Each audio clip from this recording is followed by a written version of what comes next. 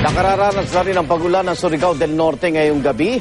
At makibalita tayo kay Surigao del Norte Vice Governor Arturo Carlos Egay Jr. Vice Governor Egay, good morning o good evening po. Good evening, Arnold. Opo. Kakamustahin na namin yung lugar ninyo, yung lagay ng panahon. Kamusta dyan? Dito sa probinsya namin sa Surigao del Norte, kanina mga past 8 o'clock this evening, nag-umpisa ng umulan at saka biglang lumakas konti yung hangin. Pero sa ngayon, napapasalamat kami na biglang humina ang ulan at saka hangin. Salamat. Ngayon, as of 11 p.m. Okay. Pero anong ginagawang paghanda po ng provincial government kaugnay nitong yung pagtama ng Bagyong Pablo ngayon dyan? May mga nilikas na po kayo, Vice? Mayroon na kami mga ninilikas out of 20 municipalities. 10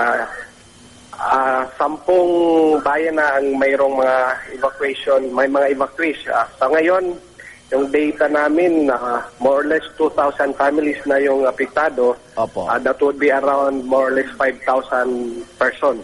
Sa 10 bayan dito sa probinsya namin na may evacuees. Okay, sapat ho ba yung relief goods dyan? O may iba pa ba kayong pangailangan na pwedeng masabi nyo na ngayong gabi, Vice Governor?